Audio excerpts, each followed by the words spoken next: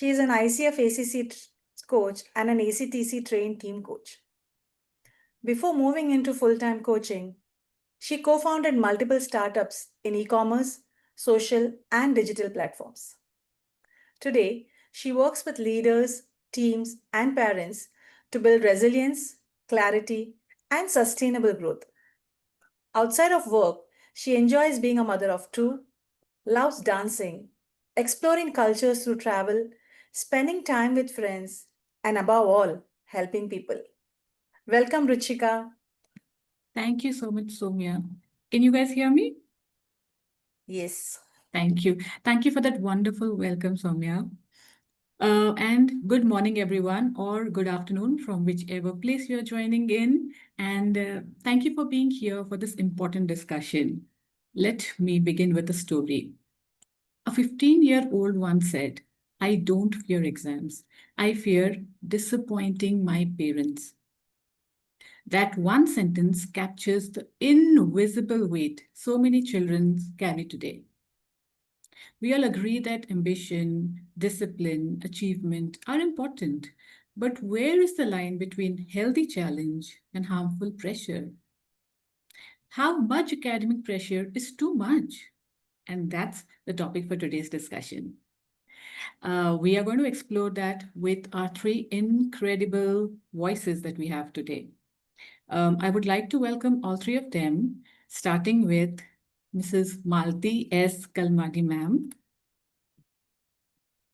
She's She's the managing trustee of Kannada Sangha, has been shaping the Kaveri group of institutes in Pune since 1989. With a strong background in education, communication, and psychology, she has championed initiatives like counseling centers in schools, the Kaveri Gifted Education and Research Center, which is affiliated with the European Council of High Ability, and programs supporting children and learning with learning disabilities and mindful parenting. She also founded Kaveri Kalakshetra to nurture creativity in education. Her vision is to empower every child with education, skills, and compassion, with a higher or a larger aim of spreading love and compassion to make this world a better place. Welcome, ma'am. I honestly, I had a lot of information because she has so much work experience. I hope I've done justice with this little thing that I've spoken. I hope I've covered everything, ma'am. Thank you, Ruchika. Moving on to Mrs. Gayatri. She's a certified school psychologist and trained play therapist with 20 years of experience working with children. She heads the Challenger Department at SES Gurukul, supporting students with learning difficulties and emotional challenges through CBT, REBT, and play therapy. The first topper of JPIP's School Psychologist Diploma, an IC3 accredited career counselor, and a CBSE master trainer. She's passionate about helping every child discover their inner strength and potential. Welcome, Ms. Gayatri. Thank you so much, Ruchikka. And we have Goldie Uttamchandani. She is an award-winning bilingual youth and leadership coach, born in Madrid to Indian heritage and educated in the UK. Since 2013, she has been inspiring teenagers and supporting families through the challenges of adolescence and leadership. She co-founded the Mind the Gen Gap podcast, leads international conferences, and is an active member of the Spanish ICF chapter. In 2025, she was honored with the International Elite 100 Youth Coach of the Year award. Proud mother and advocate of fitness, language, and cultural heritage, she empowers young people and families to thrive with confidence and clarity. Welcome, Goldie. Thank you so much. Good morning to everyone. Good morning. So, before we begin, I hope we all are ready with our pen and papers, because I'm sure we're going to have a lot of insights and we cannot remember with the human capacity of brain that we have. And before we start with a panelist, I have a quick reflection for the audience here. What's the first word that comes to your mind when you hear the word exam? You can write down in the chat box.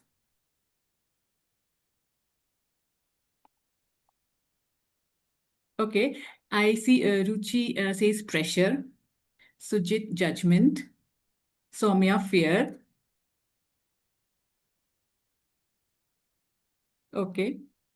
So let's start without wasting a minute because we have so much to gain from our esteemed panelist. So Malati ma'am, from your perspective, where do you see the line between a healthy academic challenge and harmful pressure? And how do you also recognize when it's crossed? Thank you, Ruchikka. In fact, I'll start off with what came to my mind when you asked that question. For me, what came to my mind was fear. Because as a child, I hated exams. And so I would write as fear. And also, I must share with the audience here today that I have been a mother, not only an educator, but a mother, and today a grandmother. So it helps me to see all aspects of the parenting. I think I get a holistic vision of parenting. And while dealing with my grandchildren, I realized the mistakes I made as a parent. That is very natural. So what I would like to first start off with is parenting is very, very intuitive. And whether it is school or whether it is the home, we are playing with a gift from the divine. So that is a very, very important connect that we all need to make before I answer your question. Because this question of healthy academic challenge and harmful pressure, it's a really loaded question. Because academics and knowledge are something which maybe we have not understood the meaning of academics and knowledge. So this is one aspect which, as parents, we need to understand. So for me, I look at three aspects of this loaded question of yours. And I look at the community around, playing around this concept, around the child, that is. One is the school, because as soon as you say academics, you don't think about parents, but you think about the school. And second is the home. And these two are influencing the child. So even the child has got a role to play. So there are three people in this community around. Second is the environment that is created by two major influencers in this child's life. That is the home first, and second is the school. So there are two influencers. So I call it the environment that is created around the child. And the third, which is a very, I should call it as a softer aspect, is cultivating attitudes or habits that leads to emotions and behavior. And this is the core, actually. This is the core in shaping personalities. And as you know, we call the Panchakoshas. And in the Panchakosha, this is the Manomaya Kosha. And the Manomaya Kosha is influenced by the first two koshas, that is Annamaya Kosha and Pranamaya Kosha. So although your question was so simple, actually to understand it from within, it's quite complicated. Because today what I will be sharing with you is not something that will find solutions to the question that you asked, but more of creating a reflective space for all of us who are dealing with children about what can we do to make this less challenging for the child.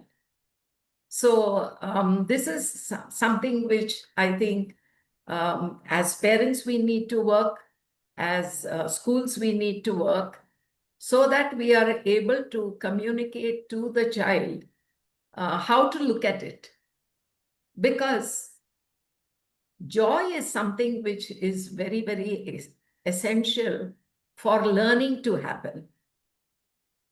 And when you remove this joy component from learning, you are robbing the child of understanding how to enjoy the concept of learning, how to enjoy the learning space.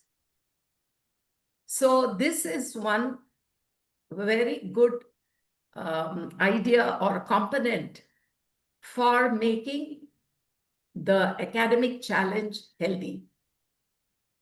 Because this is a concept which many schools don't recognize.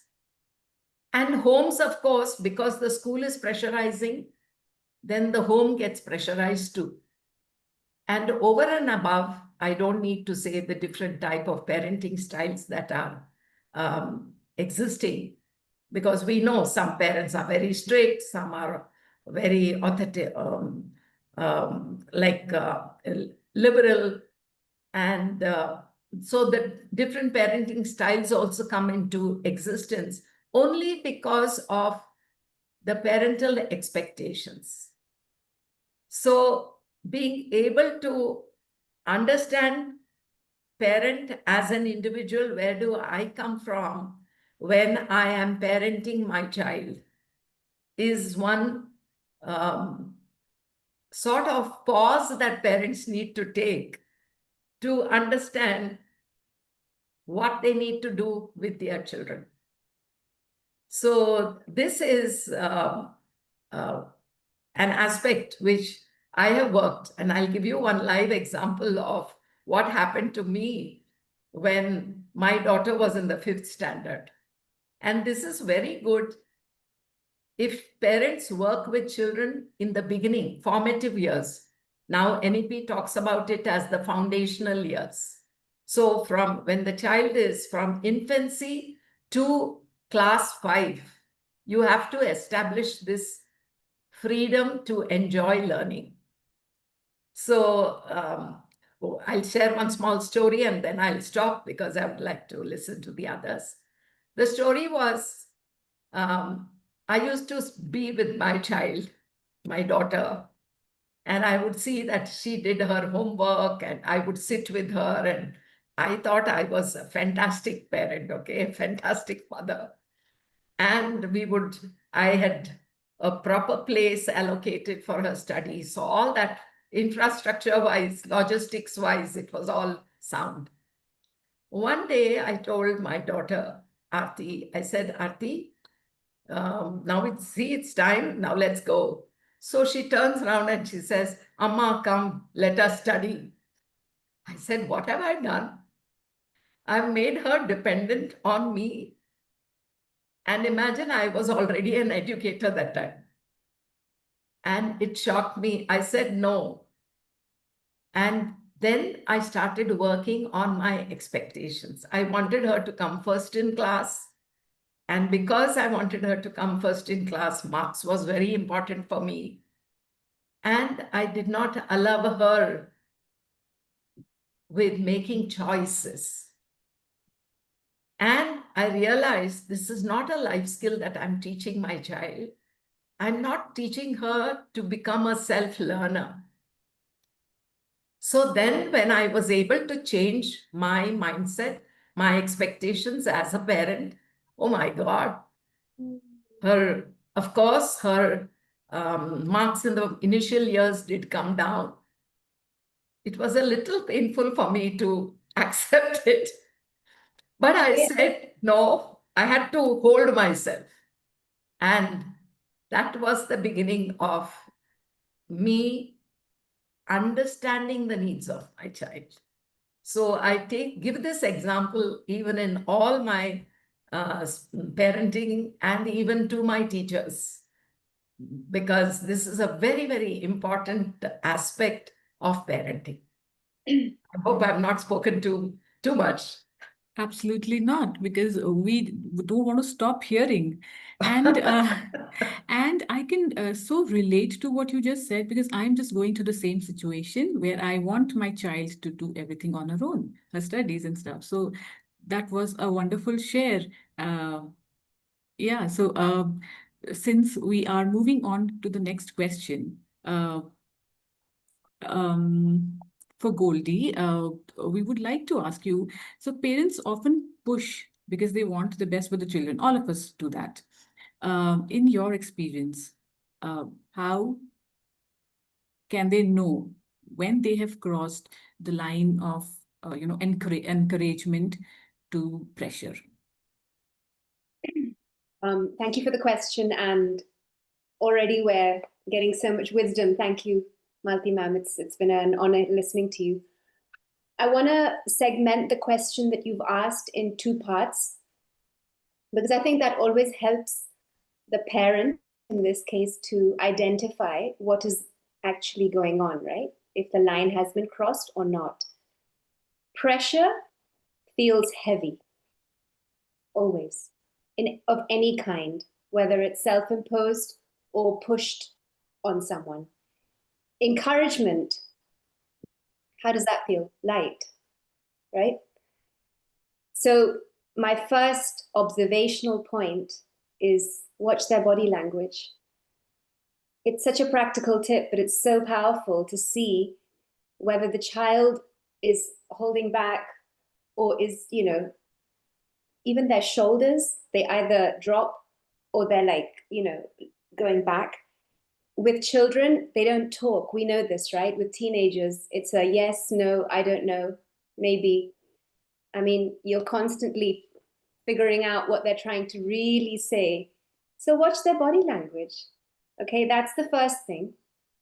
The second thing is, as a parent, ask yourself the question, where's the balance of ownership? Am I taking this, challenge as my challenge?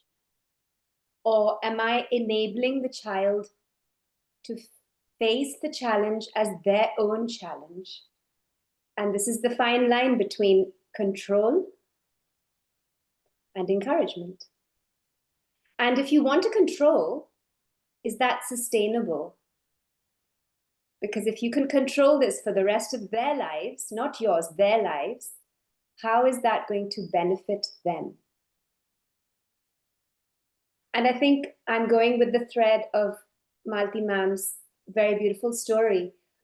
Do I want my child to be a self-learner, or do I want them to be crippled by the help of a person, an anchor, their whole life?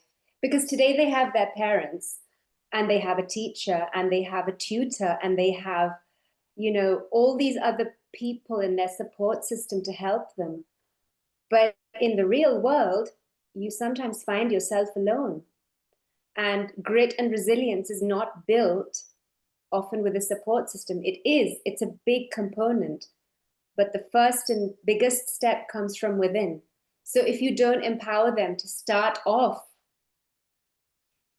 feeling that encouragement is light and it's not pressure, then you're dividing the ownership of it's the balance of ownership. That's what it is.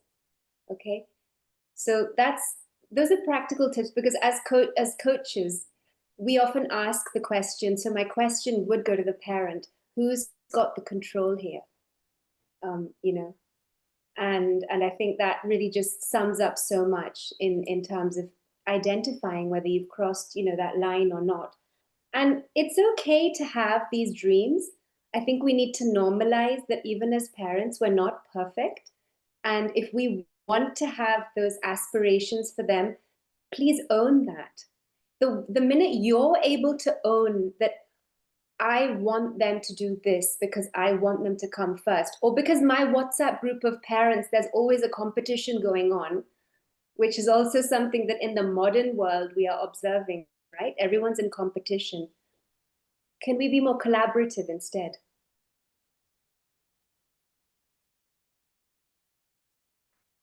Wonderful.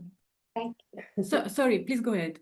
No, I was just going to finish with, if we want to be collaborative, then why don't we partner with the child?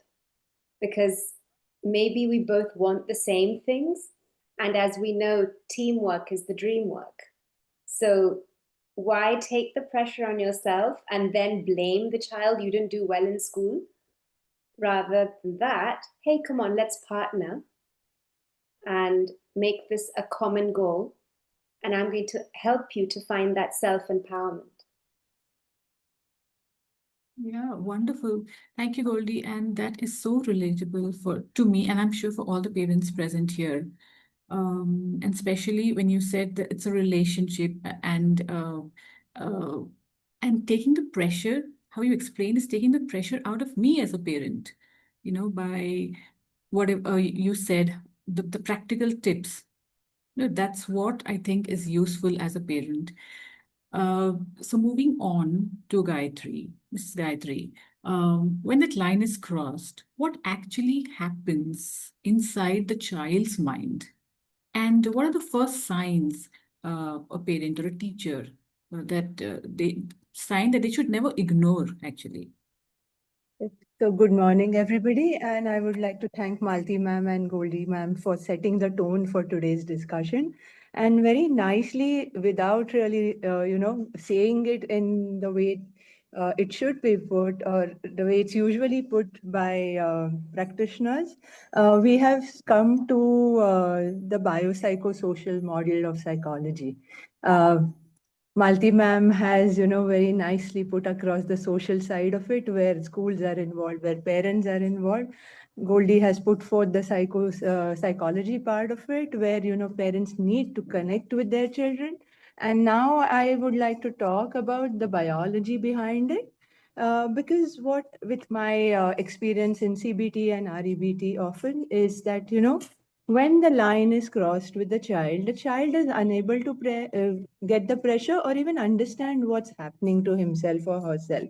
So, as all individuals, the child also reacts to the stress or the pressure. Stress is not something that is only meant for adults. Children also face it, but children do not have the language to say it. So, what happens with adults? The same thing happens with children. In CBT, we would call it that the child would experience maybe one of the four stages. When there is a hurdle, an individual tends to go into the flight or fight mode, or the individual will go into a freeze or fawn mode. These are very technical terms, and I would like to simplify these for you so you understand what happens with the child. As parents, we are always aware of our child's natural temperament. A child on a normal day, we know in Hindi or Marathi, we'll call it the swabhav. Swabhav is, we all know the swabhav of our child. So when the child starts moving away from his or her natural temperament, the child is experiencing stress or pressure. If this natural temperament is getting disturbed for a very long time, you are experiencing a behavior that is, undesirable for a longer time, it definitely means that your child is under stress. So what could happen to the child? A child who is normally genial might turn quiet or withdrawn. A child might also get angry and aggressive at little things which didn't matter first. You would feel, oh, last week when I said this to my child, when I teased my child a little, my child was okay with it. But today my child is coming back with a snappy retort. Or a child will try excessively to please. A child who used to take exams very easily, not much pressure before the exams, will now get so perturbed about the timetable coming in and would try to, ask for help or make his or her study schedules. Or then there would be a child who would appear completely confused about how to deal with the pressure. So, if your child is getting angry, aggressive, your child is trying to fight the stress. The child is not trying to fight you, the child is trying to fight the stress. If your child is running away, your child doesn't want to study, you see a child who's confused, a child who is crying, then maybe your child just wants to get out of that stressful situation. A genial child who is now getting obsessed with study routines and marks is a child who's in the fawn mode, a child who's trying to, obsessively please you or the person. And then we have a child who is in the freeze mode, a confused child. I don't know what to do about it. So, from when a child moves from his or her natural temperament and starts showing these kind of responses, then we know that the line has been crossed. The child is feeling stressed. We often, as parents and teachers and educators, put it down to, having a bad mood or, bad behavior, and we hope that it'll pass, or sometimes we correct it. But then the child really doesn't have the language to tell us. If the child is in the pre-primary, like the foundation stage or the primary school, he or she will lack the expression to what's happening. The signs in teens and tweens, teenagers and 10 to 10, 12-year-olds are much more pronounced. But a lot of times they come across as rebellion. And we put them across to, oh, now they're in their teens and now, it's the stage where I have to expect this kind of a rebellion. And often those signs are ignored.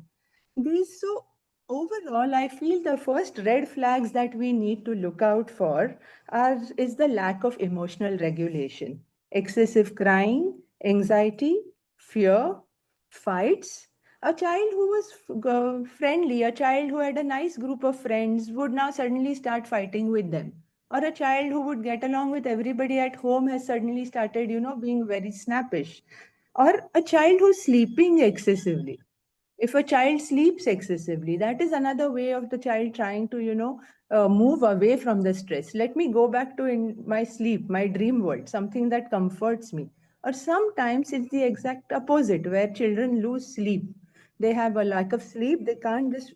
Same thing with appetite. We react differently as human beings. Some of us, we eat under pressure. As elders, we call it binge eating. Oh, I'm feeling down, let me order a samosa or a donut from Swiggy or Zomato, and I feel well about it. So when you see your child binge eating a lot of salty and sugary foods, maybe your child is feeling the stress. Or sometimes the child might lose appetite too. And from when another way in which the child tries to distract from the stressors is into obsessive gaming, or moving on to, social media and apps where the child starts feeling accepted, or just mindless scrolling on Instagram or YouTube. So these are all the ways in which the child is dissociating with stress. And I feel these are the signs which tell us that the pressure is building up. And as parents and teachers, we should not be ignoring them. So with that, I would like to stop. No, that is a very foundation that we have built on this whole discussion. And since I already have you, Mrs. Gayatri, and we are talking about what's going on in a child's brain, I'd also like to ask you here is sometimes it happened with me also. Sometimes my daughter tells me that she doesn't want to study even during the exam. Yeah. And as a parent, it can be terrifying. So, what's really happening here, and how should parents even respond? So, to you, I would like to ask what's really happening here when they don't want to study even during the exams? Okay, so like I said, this has got to do with self-preservation. Exams for us, like Malti ma'am said, are challenging times more for parents. At times we forget that it's only an exam. I have a daughter who's 19 now, and I can completely empathize with everybody because we've gone through this. The first time my daughter got an 8 out of 40 on a math test, I had hit the roof. I felt that, I was a bad parent. And I ran helter-skelter in trying to get her maths based right. So yes, exams, the social setup is such that, we think exams are really important, but we need to understand as parents that they're only an evaluation. They are an evaluation of what your child knows. And often, the exam is an evaluation for the teacher herself as to how much has she been able to teach. So it does not really reflect on you as a bad parent as to it's not your exam. Your parenting is not getting tested. So at one point, as parents, I think let's not get so flustered about the marks, about the exams. And at the same time, when the child says, I will not study, if it's a third grade exam, a sixth grade exam, I would even say a ninth grade exam, what is more important is the child's emotional well-being. Ninth grade or third grade or even the 10th or the 12th grade can be done again. And in today's world, there are so many other ways of, learning. So what's happening with the child is not a rebellion. What's happening is the child is trying, it's an attempt at self-preservation. So the child is so scared that the child is going to move away from studying because the activity has really put in, a lot of fear in him, her. The stress and the anxiety levels have, skyrocketed, and the child wants a rescue from the traumatic experience. The brain is unable to focus and concentrate, and fear of failure and guilt is something that is playing very hard on the child. So at this point, whatever exam it is, as parents, I think we need to stand behind our child very strongly and say, I am here with you. Because at that point, that is the only safe space that the child has. Uh, Even if the schools are accommodative, which a lot of schools nowadays are, they're very, very accommodative to the children's needs. But somewhere the child himself or herself is also evaluating their performance. The child will, evaluate. A lot of schools now have moved to grades. They don't talk about marks. But the minute the paper is distributed, the child will decide, looking at the marks, who is first, who is second. The children will come up with their own, rankings. So we need to stand behind our child. We need to normalize this failure, that failure is okay. I mean, as parents, we are all still scared of failure. But we need to, just look at this. We need to convince our children that even if it's an exam, it's worth a try. We need to believe in our children that the amount they have studied is okay. Often we rush to, help them with the portions or the study material, and that is where the stress builds again. So this fear of failure and the guilt of disappointment, the guilt of disappointing themselves as well as the parents is quite high, and the child does reach a state of internal panic. But like I said again, they don't have the language. It's mostly seen in their behavior. But as parents and educators, we need to really stand by them and say that it's okay. It's a test which you really need to just try. And with this, we are going to just know where how much you've studied and where you stand, and we can do this again. So if we are able to normalize failure, and if we are able to take away the guilt of pleasing someone or someone else, I think we'll do a good job as parents and educators to help our children reduce the fear of examinations. Wonderful. And what stayed with me is giving them the safe space. Yes, they need that. So So I see there are a lot of questions. We will have towards the end a question answer session, audience. So moving on, so that we save some time for you. Moving on to our next question. Thank you, Mrs. Gayatri. So this question is for Malati ma'am. So we have spoken about the pressure. We've spoken about parents and what schools should also do. But let's zoom out. And what does it really? Chaddi, na? T-shirt. Can we all please put on mute? Thank you. So, Malti ma'am, what does it really take to nurture resilience and well-being in children today? It was lovely to be listening to Goldie and Gayatri and all the lovely questions which are coming up, In fact, it was, I felt this platform is so beautiful that it's a learning platform. And I'm very happy to see even one of my team members, Deepa Kajale, who's handling our parenting program. So she's here too. And I'm very happy because I realized that schools have curriculum for children. We have teacher training, but we do not have curriculum for parents. So we were involved with a mindful parenting program from University of Berkeley, and it is more needed today than it was needed when I had my children. I say that because you asked me this question of resilience, and resilience was not such a important thing during my time.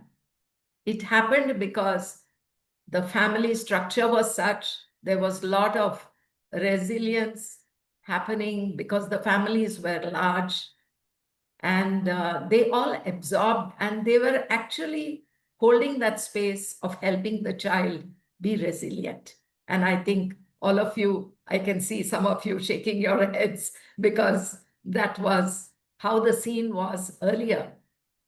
But today, because of various changes in the way our families are, we need to specially take efforts in creating and understanding resilience.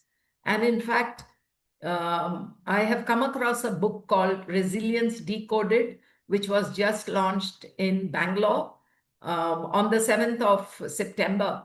And I just could not keep that book down. I would like you all to read that book, and I've even told my parenting team member to please read that book because it'll be very useful. Of course, the resilient part of that book emphasizes the child after the child has become a teenager. But the foundation of resilience has to be created in the beginning years itself.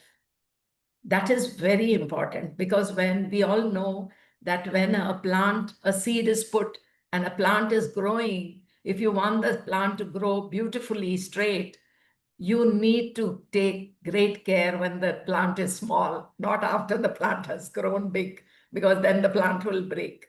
Similarly, even with children, we need to take a lot of care. And for me, what I see is I have heard some of the educators whom I work with, the gifted educators, because in giftedness, with children with high ability, this is a problem. Every time they want to excel, they are perfectionists, and then it breaks their heart if they are not. And sometimes these children are not resilient, and they might hurt themselves. Physically, emotionally, they might hurt.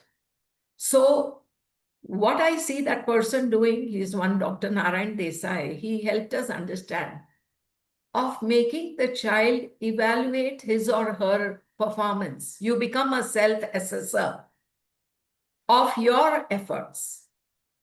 So I thought, why can't we do this with all children? Why only high ability children? So develop a practice of, for a particular performance, ask the child, where do you see in a 1 to 5 rubric, where do you see you fall? So suppose the child says, okay, I think I am in 3. It is helping the child understand what efforts the child has to make individually. So the parent is not pressurizing the child because the child has decided that, okay, I have studied so much, because the parent doesn't know how much the child has studied, you know.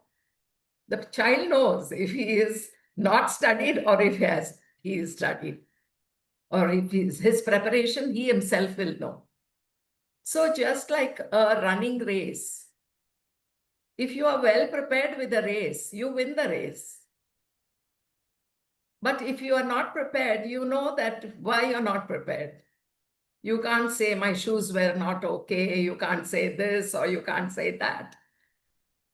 So becoming a helping children to assess their work is, I feel, a beautiful way of helping children to handle failures.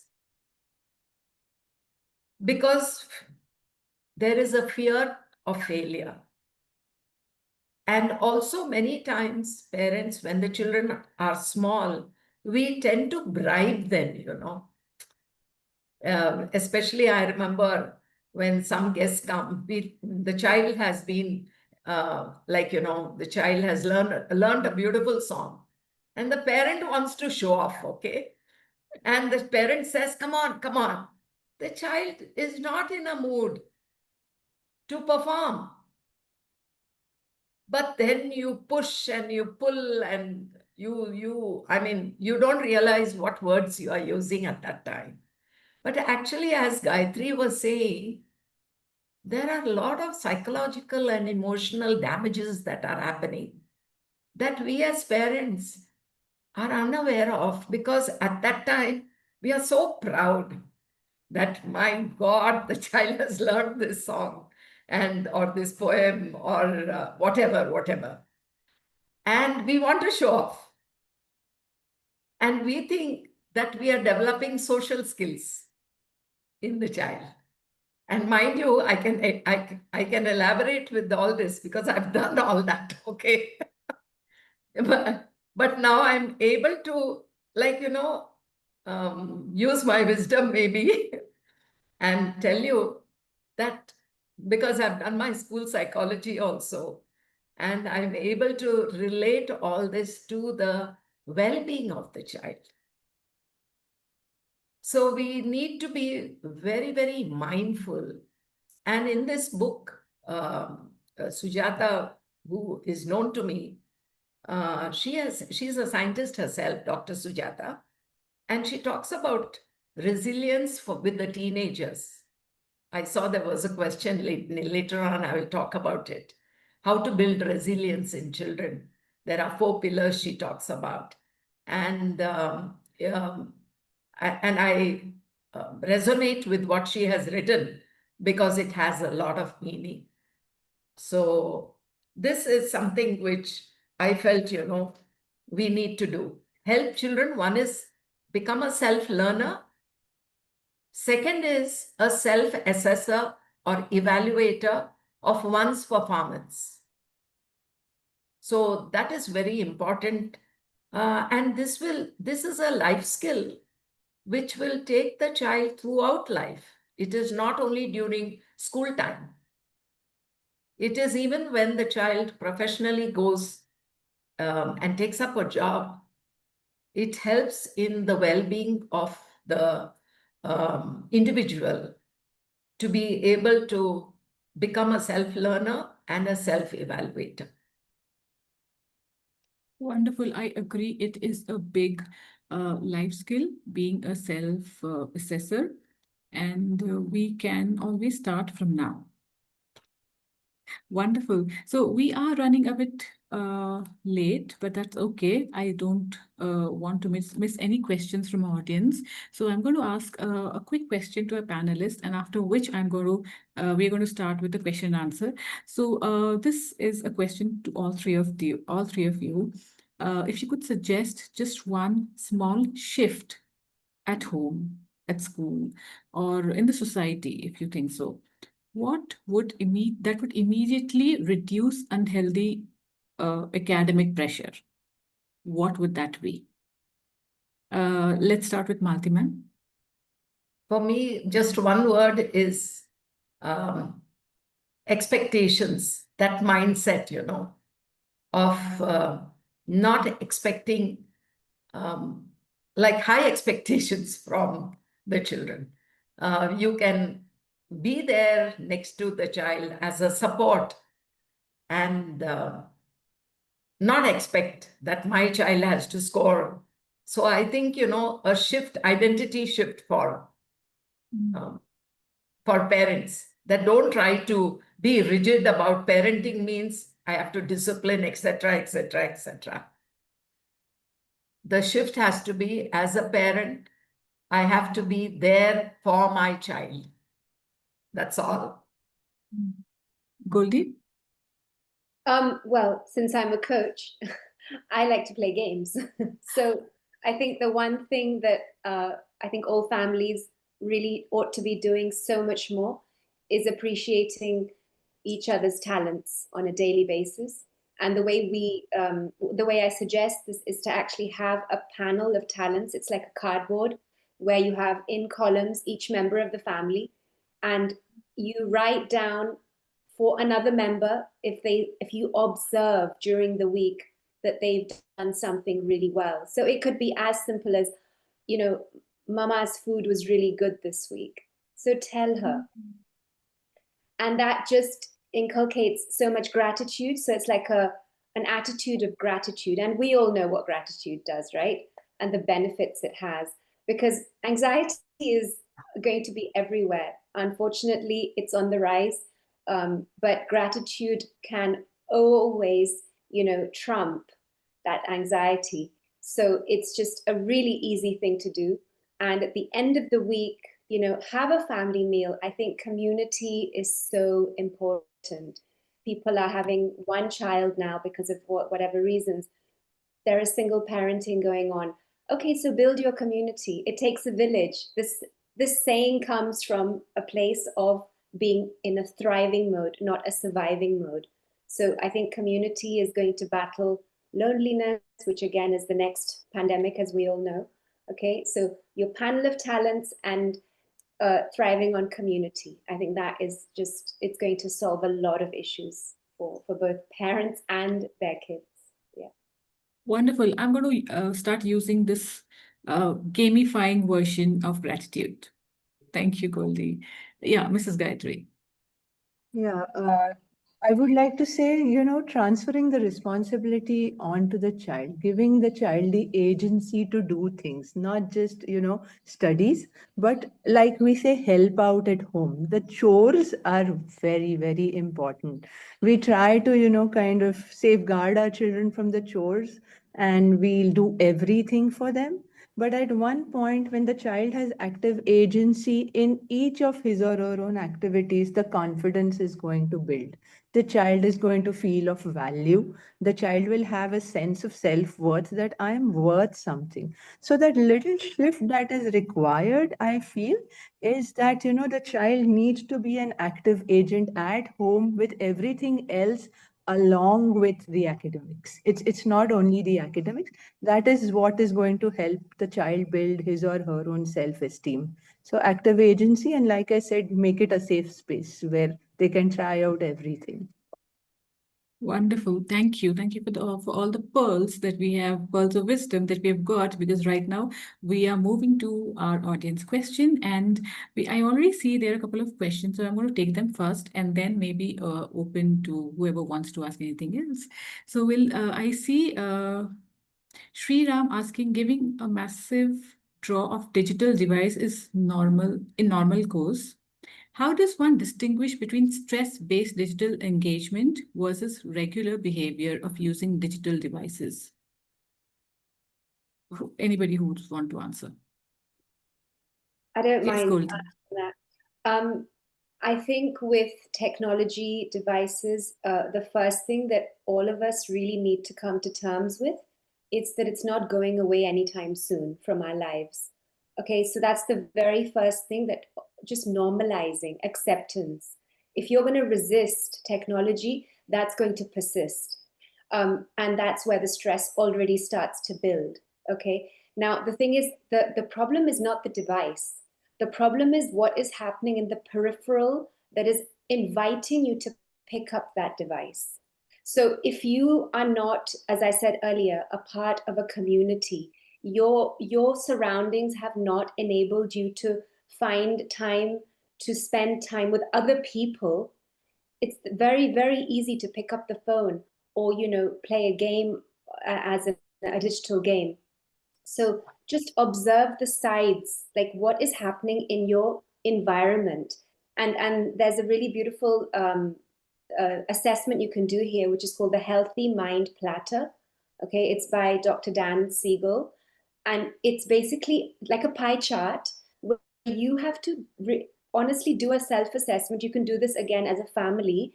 How much time am I giving to physical time? So this is about active sports. How much time am I giving to downtime? Downtime is not sleeping. Downtime is doing nothing. It's very, very healthy to feel bored, like super healthy. So, have those habits at home. And then the devices will be very not secondary, but tertiary. They are necessary, but it's not the all and end of our lives. Don't allow the phone to control you.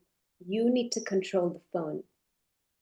And that will happen if you balance out your time in the day and really ask yourself, where is my time going? And then the stress will reduce. So it's a process. Obviously, it's a process. But first and foremost, reduce this resistance with the device. It's not there to kill you. It will if you allow it to. I hope that answers the question. Absolutely. And in I a would wonderful. like to add to what Goldie just now said, because we did a little activity which I would like to share with you. See, what happens is it all depends upon the introduction of the devices. When was the device initiated? When was the child initiated to the device? Today, I don't know if we have very small children, parents of very small children here, but if they are, it would be very, very useful to them. Because I see today that to feed a child, a device is used. Because storytelling, natural storytelling has become less, and storytelling through devices while eating has become in fashion, or I don't know what else, but it has come to stay. I've seen it because it's easy for parents to be showing a device for the child to eat. So actually, it is the parents who are like creating certain habits in children. So as Goldie just now said, the device has come to stay. So just like how we teach a child how to use a knife, we need to teach a child how to use a device. And the sole responsibility of that is also, most importantly, the parents, because we are role models. And when I say that, we did one small exercise, and I would like to share that exercise. When we did our parenting, mindful parenting research project, we did on junk food. So on junk food, that time device was not so much, because this was in 2018 or 19 that we did before the COVID. And device was not so much the irritant and the influencer at that time. So the parent and the child had to daily record the junk food they are eating. And it was a competition between the parent and the child to see who's going to eat maximum junk food. And I'm saying, why can't we do that even with device? So why can't we create this activity wherein the parent and the child creates a data of the device that they are utilizing? So much so, it's fun because children love to engage, challenge parents. So I think in this fun way, if we can initiate in the right from the starting years of our children into understanding the relevance of making choices. So you are strengthening them towards, we call it understanding self-control. Because this mind control, controlling the mind is a life's, for any addiction, it's the mind that has to be controlled. So if we can, this is one small example I've given, but you can, I think each one of us are creative enough to devise ways and means of doing it. But I felt that the idea of devices are not bad, but how much of device is to be used for the well-being of the self is the idea that we need to float. So the larger idea is devices come to stay, but how we use the device is what needs. And as Goldie was talking about, we call it the listening circles in the family, wherein gratitude, you talk about how, have you hurt somebody? Or tell me what made you happy today? So holding such conversational spaces at home with a certain plan, you have to now, all this was not there in earlier parenting, okay? We never did that because it came in naturally. When fruit was cut, we all sat down and we ate. So this is something which I felt we all could try and see whether it works. Wonderful. Thank you. Thank you for sharing. My two bits to it. Yes.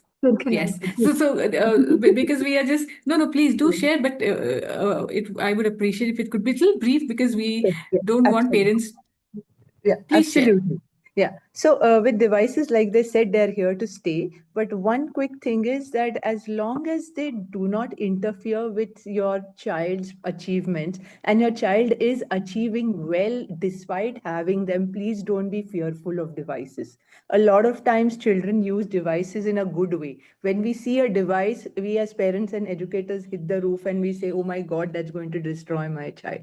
But these children are, updated versions of in the new century. They know how to use the device. So do not get scared of the device.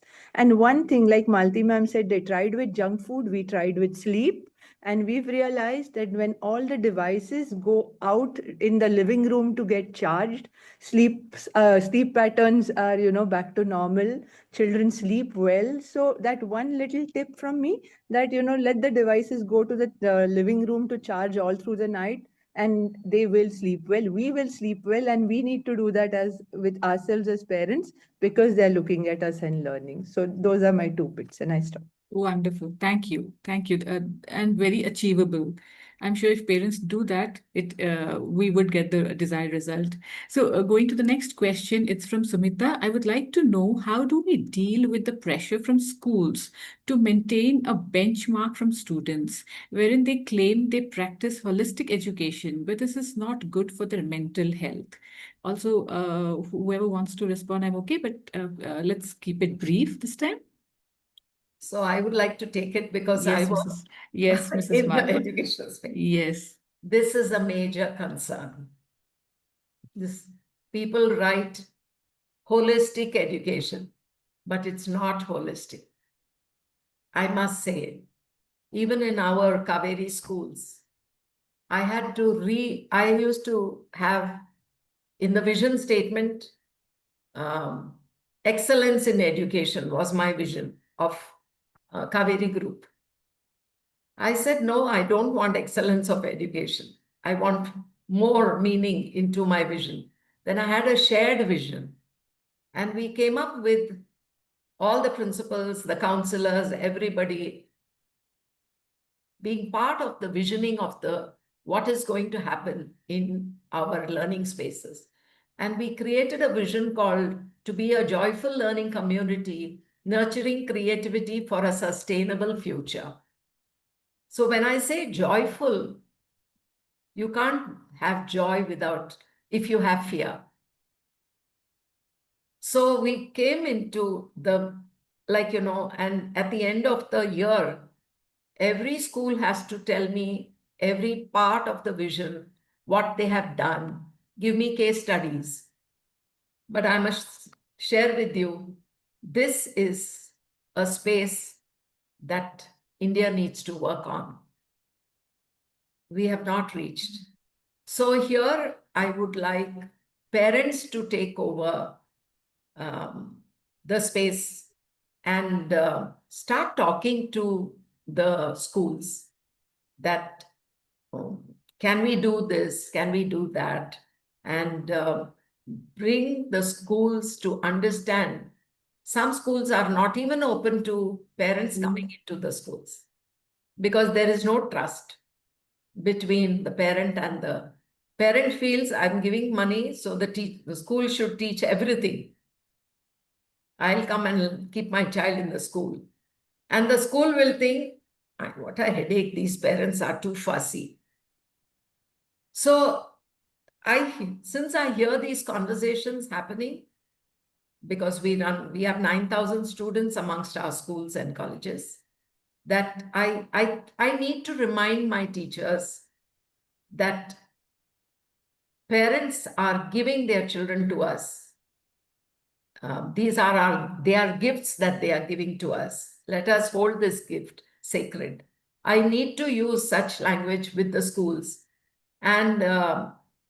But the interaction between parents and schools is not yet very cordial.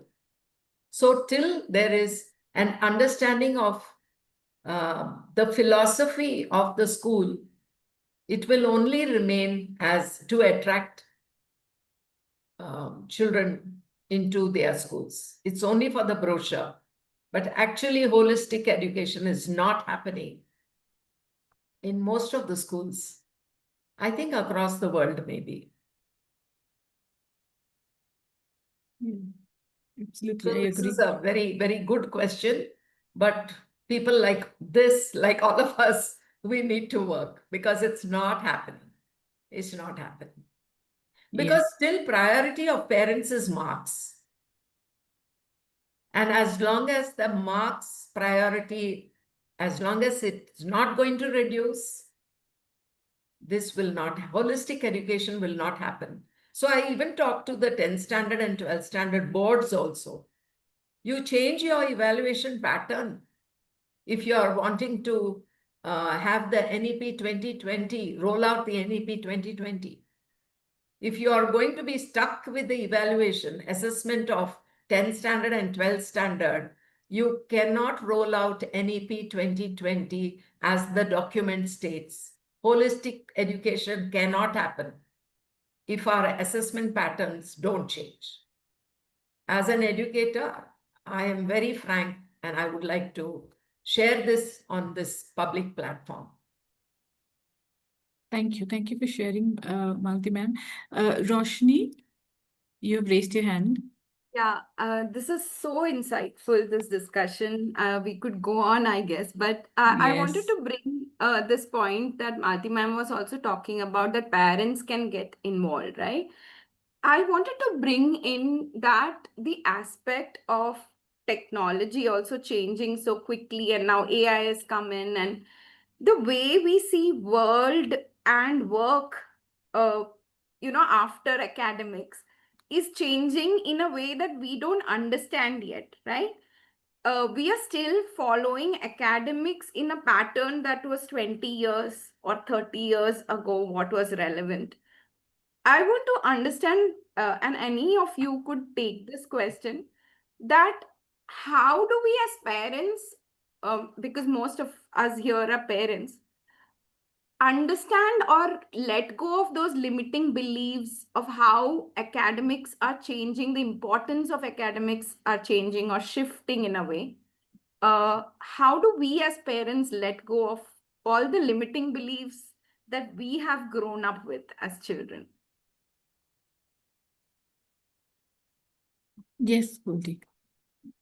Well, that's a wonderful question. And I think the short answer would be education.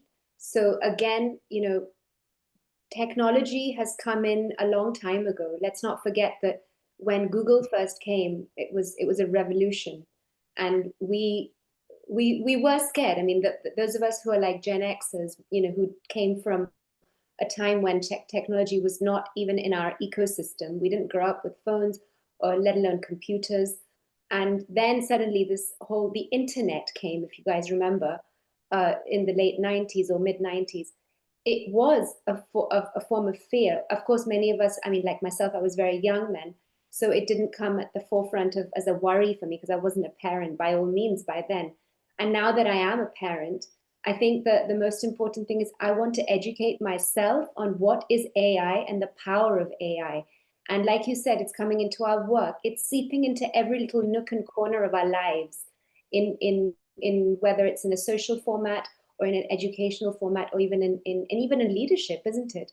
So I would encourage parents to actually learn what is the impact of AI and how is that impact going to affect the education of my child.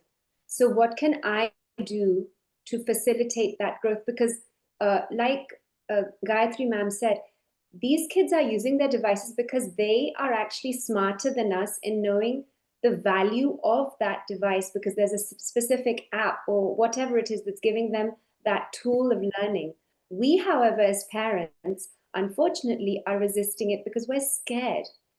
And we all know that nothing happens from a place of fear. It blocks you, it stops you, or you just decide because you're the authoritative figure at home, you tell them to not use ChatGPT, you tell them to do this or not do that. But how much do you know?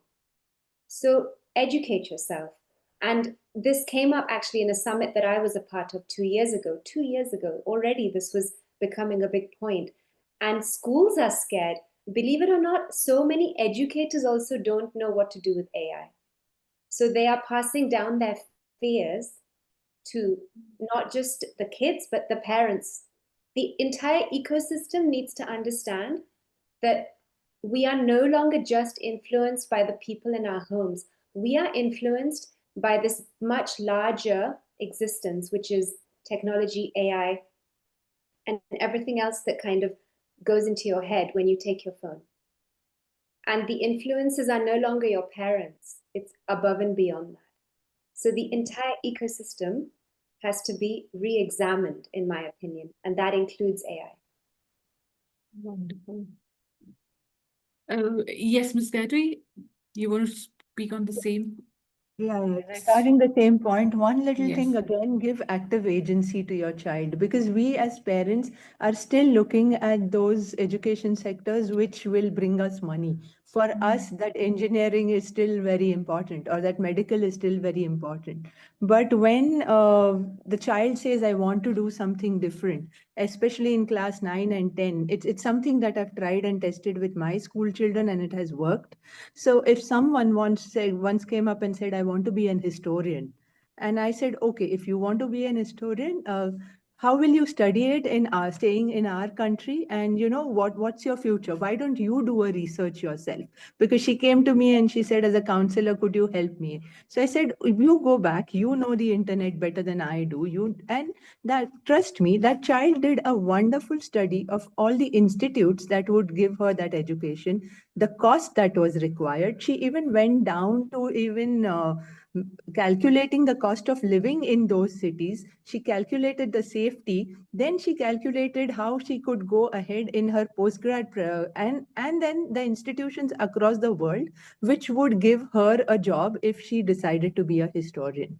So that child alone, for me, in collected so much data and in such a well-mannered way and a well-detailed way. So for me, you got to trust the child. Trust the child with the device. You can be, as a parent or as an educator, you can be there as a moderator, a facilitator. You don't have to decide everything. So once again, like I said, giving them active agency and trusting with them the device will always help. Wonderful. That's Ruchikka, if I can share. Yeah, yes, Ms. because Malati. this has come in the educational space. This question of AI in the lives of our children. So we are conducting a survey, and I'll give the survey form to Vidya, and hopefully I would love to, because we are looking at how much the kids are influenced by AI. And we are also looking at how much do parents know about AI? Where are they with regards to AI? And also, where are the teachers with regards to AI? Because this is some research which we are doing. And next week, our schools are taking up that research. And I would love to share it with Vidya and with all of you so that you are in the same loop. And we want to create a policy and give it to the government, because we see that there is a huge gap, because you won't believe it. when my grandson was in the 5th standard, he taught me how to work on a PPT. And all my Ola, Uber, Swiggy, Google Pay, all that was taught to me by my grandchildren. Okay. And you won't believe it, when I'm supposed to be writing well, okay. But then after writing, I wanted somebody to see whether I've written an article well. So I told my older grandson, who's very good in English, I said, Nandan, can you please check my this piece which I've written and see whether it is effective, and I want good language, Nandan. So within a minute, he gave me my article back, and it was beautiful. I said, Nandan, how did you do this? He said, easier, Mama. ChatGPT, he told me. Then, as an educator, I said, wow, so much of time. How can it become a support to teachers? So just now when I heard Gayatri talking about facilitation, it's not only parents as facilitators, teachers have to make a mind shift of becoming facilitators in the schools, because children have today more knowledge than them. So how do we bring about collaborative learning, and teacher telling the child that, okay, now whoever has that knowledge, come on, you take the class. These mind shifts we are trying to develop in our schools in Pune. And we want to create these as lessons which we want to communicate to the government that this is the shift. But India being such a large country, populated, diverse, because all facilities that we have in urban schools are not there in the rural schools. So because of this divide, what works in the urban space in schools that have the infrastructure will not work in the other schools, will not work with the diverse population. So we cannot say one size fits all for India, because it is very, very difficult to be on one single platform. So we are looking at maybe urban-rural connects. We are looking at NGOs helping in, we call it Gram Setu. How do you connect with rural India so that we bring about quality education across India? So I'm happy that this question came, because it's a major concern, because what has happened, it's also bringing laziness in children. It is, again here, self-evaluation will play a very important role. So we are looking at AI technology becoming a support, and not preventing the child from not becoming lazy. So these are few major concerns. Maybe we can have one more session on this. And in fact, if Vidya doesn't mind, 25th to 29th, I'll be sending this to her, the information. We are having a workshop, a retreat for parents, educators, and students from 12 to 18 years. And the topic is going to be this. I'll send her the flyer, because I volunteer in an organization called Initiatives of Change, Education Today, Society Tomorrow. And the subject this time is this, because we realized, so we're getting experts talk on this subject. Okay, Yeah. wonderful. So maybe Vidya can share it to our I'll send it Yes, to facilitator. I will do that. Yes, I will do Okay, that. so I have a few hands. I think we are a lot ahead of our schedule. Sorry, a lot late of our schedule, but we'll still take the last two questions. I see Deepa raising her hand. Can you please come up on the Yeah, camera and ask your question? yes, it's actually not a question, and I've been raising my hand since a long time because I Yes. wanted to just share one input where you had asked the question that, one quick step that we can take towards making our children resilient and taking care of their well-being. And Malti ma'am brought up she's given two beautiful golden words, I felt. Self-learner and self-assessor is what we are looking at in children.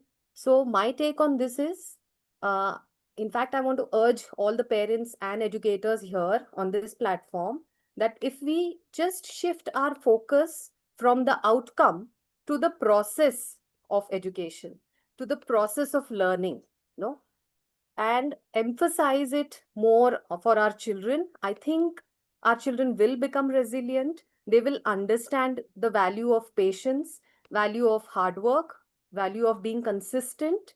And these are the life skills which are going to take them way ahead rather than focusing on 10th standard, 12th standard. These are just milestones. So I think we need to bring our focus as parents and educators on the process of learning rather than focusing on the outcome. Even if this shift happens in schools, at home, appreciating the child for the effort the child has taken for that particular exam or for that particular whatever assessment. I think that will help the child to become a self-learner and a self-assessor. Thank you so much. Beautiful, beautiful input. Thank you. Thank you, Deepa. Yes, Sapnam. Yeah, my question is to Goldie, and I wanted to know because as a parent, my sole focus was on building the walls of my home where the pressures of the outside world would not enter my house. Like I wasn't a part of WhatsApp groups. Of course, this was not the right step on my part because I'm missing out on certain valid information. Because I was an anxious parent, and just to safeguard that, I had, not been a part of WhatsApp groups. Also, I had to inform my kids and my husband that when you come in the house, you park your pressures outside, like shoes, and come in with yourself so that we can be as a family and then investigate what happened out. So I wanted Goldie to share if there are any other tools, because I know it was not the best in that moment because I was shutting out the doors just to prevent that pressure from coming, because we have work pressures as a parent. And that pressure grows into academics because, come on, you just get the marks because, already I'm facing so much on my own. The job pressures, the parenting pressures, the performance pressures, and there's so much of information being bombarded, and more so now in a volatile world where jobs are getting lost, and no one's sure about so many things. So like just small tips and tools might be simple ways to come back to the center without shutting the world out. Thank you for your very vulnerable question. It's lovely to hear you speak because I think a lot of us resonate with this scenario, and we want to protect and save and salvage the home and the peace. But as I say this and as I heard you speak, the one thing I was noticing was we're trying to push away this anxiety or this sense of pressure. But as we all know, with so many people here who understand emotional literacy, no emotion is going to go away by itself. So, firstly, normalize it. And a way to do it, a beautiful way to do it, and I practice this a lot. My children are 20 and 17, so one is obviously an adult. We do a lot of storytelling at home because this enables us to speak what's going on inside. And we do it in a manner where the other person is listening unconditionally without judgment. Because we all have our pressures. You as a mom, I can hear it. You sounded really concerned for yourself, not more so for yourself, but more for your family. So that's a beautiful story to share. Our ancestors have helped us to understand their past by storytelling, haven't they? We grew up, many of us fortunate in the homes with grandmothers, or I've been very fortunate to live with my mother-in-law for 20 years. And that has been a blessing for my children. So your stories are going to mark the next grit and resilience for your children, because you're going through it, you've overcome it. At the end of the day, we always overcome adversity, don't we? So let that be a beautiful story to share and actually celebrate. And that's what becomes a small win, right? So as we've said here, focus on the process. I love that. I think it was Deepa who said it. I've actually written it down earlier and I wanted to say it. So yes, the process, what is the process? It's the nitty gritty, but also the small wins.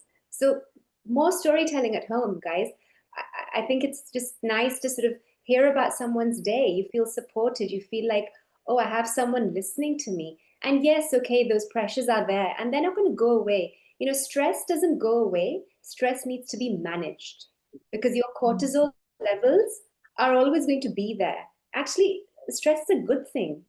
You know, you need some amount of stress to overcome certain situations in life. Otherwise, you don't thrive. But let's not be surviving the whole time. Let's go towards thriving by understanding how has this helped me. I hope that helps, Sapna. Yes, Goldie, thank you so much. Thank you for sharing. Goldie, thank you for this. I mean, we do this stories for teachers, but I'm liking the stories for parents. Deepa, this is a good thing to come up with our parents. Thank you for this beautiful idea of yours, because we ask our teachers to come up, we are planning to come up with a storybook of teachers' experiences, wherein, you know, we wanted them to share it amongst themselves. How did I make my child happy and joyful? So we are asking them to tell stories. Because when I was a teacher, I had, it seems, made watermelon juice in class. And I'm supposed to be an English teacher. And I met my student who was an adult with a 4-year-old, and she saw me in a bookshop and she said, "See, this is the teacher who made watermelon juice." And I said, "Oh my, I thought I was an English teacher." But then it's the memories we create matters. So whenever I speak to my teachers, I tell them it's not whether you were a good teacher in your subject, but it is the memories you create in your children, in the schools, you know. So I think even for parents, these memories is something which will really hold a sacred space in a family. Absolutely, I agree with that. And we have come towards the end of our session. I would like all the audience to write down whatever you feel. 5 things. Okay, 5 is too much. 3 things. Reflection on whatever you've learned. 3 most important things that you've learned from this session. Oh, you can actually put it on the chat box so we all can see if you want to.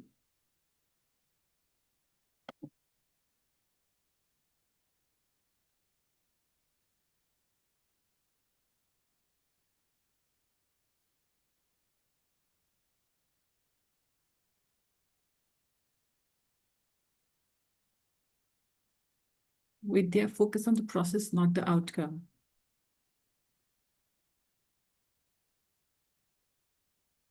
Okay, while we have a couple of things coming on our chat, I would really like to thank our panelists, Malati ma'am, Ms. Gayatri and Goldie, for such an honest and insightful perspective. And to all of you, the audience, for being so thoughtful, asking the right questions, and making this whole session more enriching.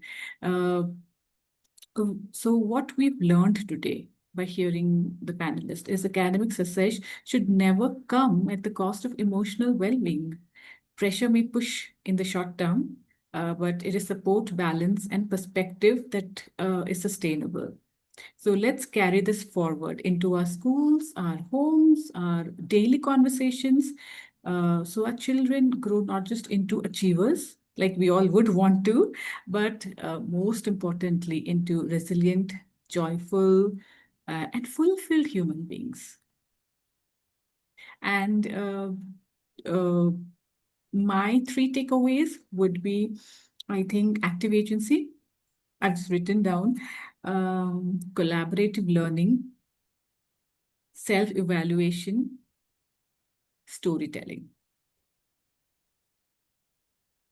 So thank you, everybody. It was a pleasure to moderate the session, and I hope we have all got a lot of questions answered. Also, I would like to apologize for not being asking so many questions that are still on the chat box, because we kind of into our next session now, and we're actually 30 minutes past. So I'm sure we can always have another Roshni, Vidya, what do you think? We can always have another such panel discussions where, we can have parents like 2 hour session, say, and we can have all the parents ask as many questions they want, and we all learn from each other. Definitely. I Absolutely. think that's what is coming up from here, that everybody has so many questions, and I think we should give them an opportunity to do that. So probably myself and Roshi will think of creating the platform one more time. Sure. Thank you, everyone. We can maybe just go for a quick 10-minute break. And thank you to all the Thank three you. panelists very much for making this highlight of the summit. Beautiful, beautiful insights from this. Thank you so much. Yeah, I adore all these three people, and Malti ma'am has been supporting my work a lot. And thank you so much for that, ma'am. God bless you. India needs people like you, Vidya. Okay, thank you so much. So Thank more you. parents will be benefited because this is the need of the hour. Need of the hour, I tell you. Parents are struggling to manage technology, especially. It was not so bad earlier days, but today parents are themselves are hooked, so they don't know how to manage themselves. So it is a real struggle which we are seeing as in the education space. The parents are struggling, teachers are struggling. We have something called on Friday, the teachers have to keep their mobiles away from them also in school, because we want to show them that there are role models, even parents. Teachers are also know how to keep their phones away. It's not easy. It's not easy.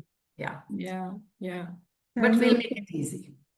Thank you so much, Thank you Vidya. so much. Thank you so much. Thank you so much, Gayatri, for coming in, and thank you so much, Goldie, for always being with me, supporting me in my work.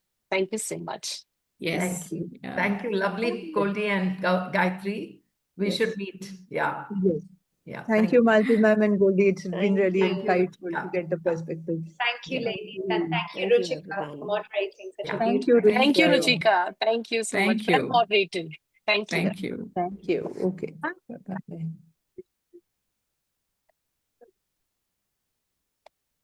We go for a 10-minute break. We start exactly in 10 minutes. Yeah. Yeah.